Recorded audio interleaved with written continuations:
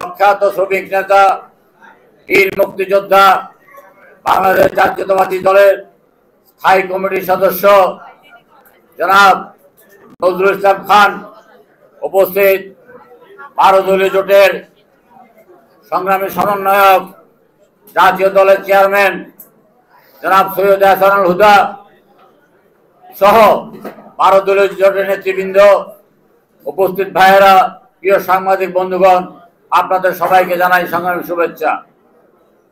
গত 10 তারিখে 12 দলীয় জোটের উদ্যোগে আমরা তারেক রহমানের স্বদেশ প্রত্যাবর্তনের প্রতিবন্ধকতা দূরীকরণের এবং সরকারের কাছে আমরা জানতে চেয়েছি যে এই ব্যাপারে আপনারা কি পদক্ষেপ নিচ্ছেন এবং তারেক রহমানের নিরাপত্তা দেওয়ার ব্যাপারে আপনারা প্রকাশ্যে ঘোষণা দিন যে তারেক রহমান দেশে আসলে সর্বোচ্চ নিরাপত্তা দেওয়া হবে।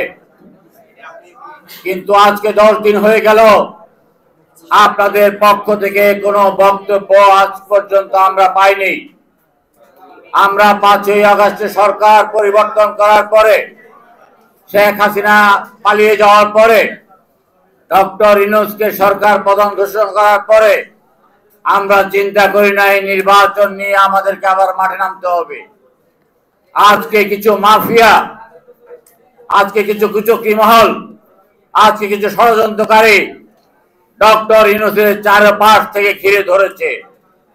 বাংলাদেশকে অস্থিতিশীল করে বাংলাদেশকে একটা লুণ্ঠনের স্বর্গরাজ্যে পরিণত করার জন্য সেই মাফিয়া চক্র, সেই বিদেশি নাগরিকরা আজকে সম্পূর্ণভাবে চেষ্টা করছে এবং ডক্টর ইউনূস তাদের ফাঁদে পা দিচ্ছে বলে আমাদের কাছে প্রতীয়মান হচ্ছে। ডক্টর ইউনূসকে মনে রাখতে হবে, ডক্টর ইউনূস কোনো নির্বাচিত সরকার নয়, কোনো নিয়মিত সরকার নয়, একটি অন্তর্বর্তীকালীন সরকার। একটি অন্তর্বর্তীকালীন সরকারের প্রধান কাজ হচ্ছে সুষ্ঠু নির্বাচনের মাধ্যমে পরবর্তী সরকারের কাছে ক্ষমতা হস্তান্তর করে সসম্মানে বিদায় নেওয়া। কিন্তু তিনি যেসব কাজ করছেন, তিনি যেসব চিন্তা করছেন, সেটা অত্যন্ত বিপজ্জনক। সবচাইতে বিপজ্জনক হলো আজকে ওই তথাকথিত প্রেস সচিব শফিউল আলম, যার নাম আমরা আগে শুনি নাই, স্বৈরতান্ত্রিক ভাষায় কথা বলছেন,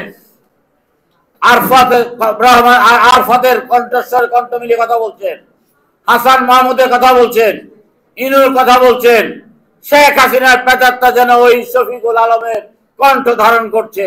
আমরা এটা তীব্র নিন্দা করছি এবং তার পদত্যাগ দাবি করছি। অন্যথায় তাকে টেনে হিঁচড়ে নামানোর অভিজ্ঞতা আমাদের